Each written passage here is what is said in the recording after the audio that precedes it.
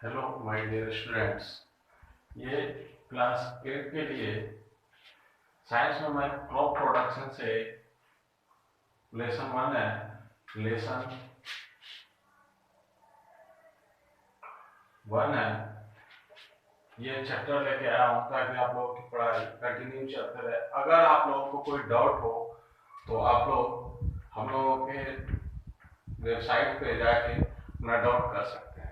Okay students, तो हम लोगों का पहला चैप्टर है क्रॉप प्रोडक्शन, मतलब फसल का उत्पादन।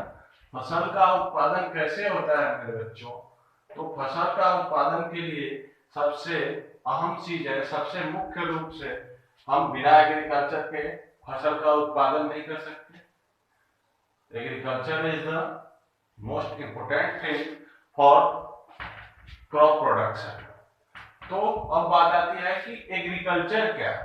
What is agriculture? तो the science that deals with the growth of plant and animal for human use is called agriculture. जो साइंस के बारे में, साइंस के मदद से ऐसा डील किया गया कि जो प्लांट और एनिमल्स के ग्रोथ होते हैं और वो किसके यूज के लिए? तो ह्यूमन यूज के लिए, उसे हम एग्रीकल्चर कहते हैं। मतलब एग्रीकल्चर के द्वारा जो भी हम क्रॉप प्रोडक्शन करते हैं उसका यूज तो हम ह्यूमंस ही करते हैं ना मेरे प्यारे बच्चों, क्योंकि हम ह्यूमंस जो है उस एनिमल्स को हमारे द्वारा ही किया जाता है। जो मतलब एग्रीकल्चर है, बिना हमारे एग्रीकल्चर कोई कर सकता है? हम ह्यूमंस ही है ना जो एग्रीकल्चर करते हैं। तो ये जो the science that deal with the growth of plants and animal from human is called agriculture. इसे हम एग्रीकल्चर कहते हैं। और जो हमारा सबसे इंपोर्टेंट थिंग है, हमारा फूड, जो क्रॉप प्रोडक्शन है ये हमारे फूड से रिलेटेड है। तो हम फूड पाते कहाँ से हैं?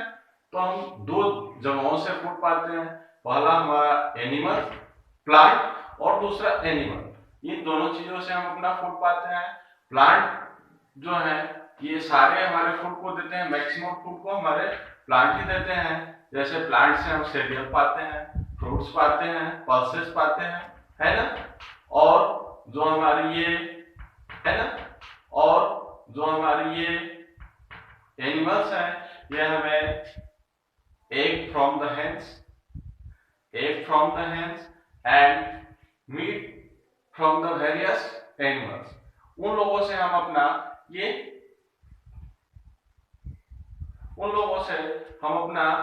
ये फूड पाते हैं। तो किन किन चीजों से? पहला प्लांट एंड सेकेंड एनिमल्स। ये जो प्लांट्स हैं ये डायरेक्टली या इनडायरेक्टली हम इन्हीं पे डिपेंडेंट है अपने फूड के लिए। बिना इनके हम अपना फूड प्रोड्यूस नहीं कर सकते। ये जो एनिमल्स द्वारा मिला हुआ हमारा फूड प्रोडक्ट है ये भी डायरेक्टली या इनडायरेक्टली हमारे प्लांट पे डिपेंडेंट है। समझ रहे हैं ना मेरे प्यारे बच्चों? तो एग्रीकल्चर आप लोग समझ गए, the science that deals with the growth of plants and animals for human use is called agriculture। तो एग्रीकल्चर जो है ये दो लैटिन वर्डों के मेल से बना हुआ है। पहला, ये दो लैटिन वर्डों के मेल से बना हुआ है, एगर और कल्चरा। एगर और दूसरा है कल्चरा। एगर का अर्थ ही होता है फील्ड, और दूसरा कल्चरा का अर्थ हुआ केयर। ये दो लैटिन वर्ड हैं, एगर और कल्चरा। इन दोनों वर्डों के मेल से बना हुआ हमारा एग्रीकल्चर है। तो अपने फील्ड का केयर करना ही हमारा एग्रीकल्चर है। समझ गए? और हम पहले भी बोल चुके हैं कि अगर आप लोगों को कोई डाउट होगा तो हम लोगों के वेबसाइट CBSE-CRS पे जाके अपना डाउट पूछ सकते हैं। तो अगला पॉइंट है हिस्ट्री ऑफ एग्रीकल्चर। मतलब एग्रीकल्चर का हमारा हिस्ट्री क्या है? तो लगभग अबाउट 10,000 बीसी में हमारे एग्रीकल्चर का खोज हुआ। इस एज को हम लोग न्यू स्टोन एज बोलते हैं। इस एज में हमारा एग्रीकल्चर का खोज हुआ। सबसे पहले हमारे जो अर्ली मैन्स थे उन्होंने बार्ली और एंड बीट को उगाया था।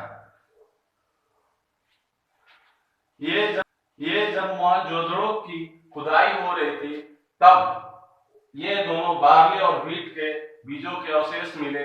इसलिए कहा जाता है कि ये दोनों की खेती हमारे अर्ली मैन्स द्वारा की जाती थी।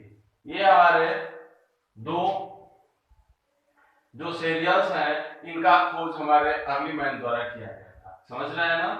तो ये जब शुरू में ये जो हमारे अर्ली मैन थे ये घूम घूम के अपना जीवन व्यतीत करते थे, घुमंतु की तरह नोमैड थे ये, और एक जगह से दूसरे जगह अपने भोजन और शेल्टर की फूड एंड शेल्टर के तलाश में घूमते रहते थे। लेकिन जब 10,000 बीसी में न्यू स्टोन एज में जब इन्होंने एग्रीकल्चर का खोज कर लिया तो ये एक जगह निवास करने लगे। लेकिन जब तक ये अभी अपने एग्रीकल्चर का खोज नहीं किए थे तो ये एक जगह से दूसरी जगह व्यतीत करते थे, घूमते रहते थे। और दूसरा, जानवरों को भी ये मारते थे, जानवरों को मार के उनका शिकार करते थे और जानवरों को मारने के लिए ये स्टोन के टूल्स बनाते थे, स्टोन टूल्स का यूज करते थे, मतलब पत्थरों से बने हुए औजार का यूज करते थे उन्हें मारने के लिए। समझ रहे हैं? तो ये था उनका इतिहास। उससे पहले जब तक एग्रीकल्चर का खोज नहीं हुआ था, लेकिन जब एग्रीकल्चर का खोज हुआ, ये जब पहले मारते थे, जानवरों को मारते थे और खाते थे, इसलिए इन्हें हंटर गैदर बोला गया था, हंटर गैदरर। आई बात समझ में? लेकिन जब 10,000 बीसी के आसपास, मतलब न्यू स्टोन एज जैसा कि आप लोग देख रहे हैं, में एग्रीकल्चर का खोज हो गया, तो उसके बाद से धीरे धीरे हमारे एग्रीकल्चर में निरंतर डेवलपमेंट होते रहे, कुछ न कुछ नई खोजें हमारे साइंटिस्टों द्वारा होता रहा।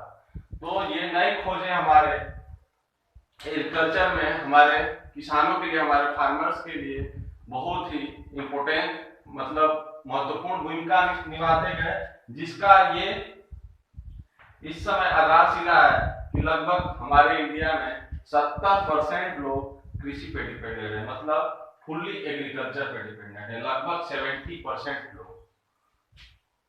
और एग्रीकल्चर के लिए हमें क्या करना होता है? जो हमारे किसान भाई लोग हैं वो सबसे पहले क्या करते हैं? सॉइल का प्रिपरेशन करते हैं, मतलब सॉइल को ऐसा बनाते हैं, सॉफ्ट सॉइल का प्रिपरेशन करते हैं ताकि उसमें हम जब सीड डालें तो वो सीड जर्मिनेट हो सके, ग्रोथ कर सके। दूसरा, जब वो सीड ग्रोथ कर गया, आपको डियर स्टूडेंट्स बता रहे थे कि जब हमारा सीड प्रिपेयर्ड हो जाता है, मतलब ग्रोन कर जाता है या जर्मिनेट हो जाता है, तो उसे कुछ, जैसे हमारे बॉडी को कंटिन्यू वर्क करने के लिए, कंटिन्यू ग्रोथ करने के लिए न्यूट्रिएंट्स की जरूरत होती है, वैसे ही हमारे जो प्लांट्स होते हैं उनके भी प्रॉपर ग्रोथ के लिए हम कुछ न्यूट्रिएंट्स की जरूरत होती है जो उन्हें उस सॉइल में प्रॉपर नहीं मिल पाती है।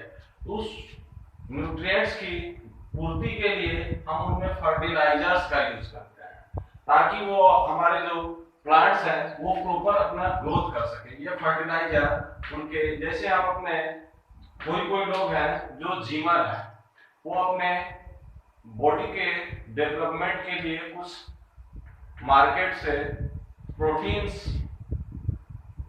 प्रोटीन्स के डब्बे जो मिलते हैं या मिल्क हम लोग एक्स्ट्रा में लेना स्टार्ट कर देते हैं, और दूसरा चीज हम लोग एग लेते हैं अलग से, ज्यादा मात्रा में, ज्यादा क्वांटिटी, वैसे ही इनके अपने बॉडी के डेवलपमेंट के लिए लेते हैं, वैसे ही इनके डेवलपमेंट के लिए हमें फर्टिलाइजर्स की जरूरत होती है। और जब हम हमारे बॉडी में पेस्टिसाइड्स मतलब हमारे बॉडी में हार्मफुल बैक्टीरिया आ सकते हैं, वैसे ही इनके आसपास इनके रूट में जो इस तरह से कुछ हेयर लाइक रूट होता है, उनमें कुछ बैक्टीरिया आ जाते हैं, कुछ पेस्टिसाइड मतलब पेस्ट आ जाते हैं। उन्हें मारने के लिए हमें पेस्टिसाइड्स का यूज करना पड़ता है, या फिर उन्हें हमें रिमूव करना पड़ता है, उन्हें निकालना पड़ता है। और सबसे महत्वपूर्ण चीज है कि हमें जब जो सीड जर्मिनेट कराना है, उनमें बीज को चुनना बहुत ही आवश्यक है, ताकि हम ऐसा सीड न डाल दें ताकि जर्मिनेट ही ना हो सके, जिसमें का अंदर का जो एनर्जी है वो ही खत्म ना हो चुका हो। वो सूखा हुआ सीड नहीं होना चाहिए, वो बढ़िया क्वालिटी का सीड होना चाहिए, वो हाइब्रिड नस्ल का होना चाहिए। इसलिए हमें पहले सीड को चुनना बहुत ही जरूरी होती है।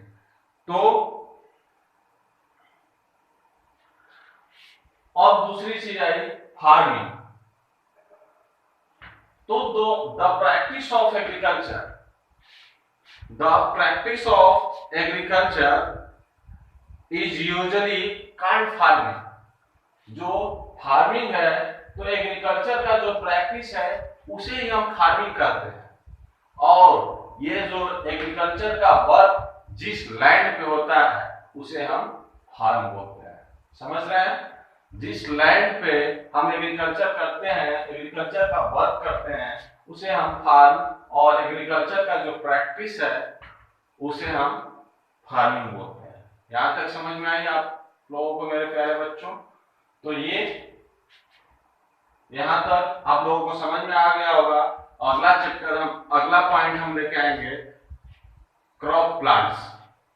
जो पॉइंट है अगला हम लोगों का क्रॉप प्लांट्स।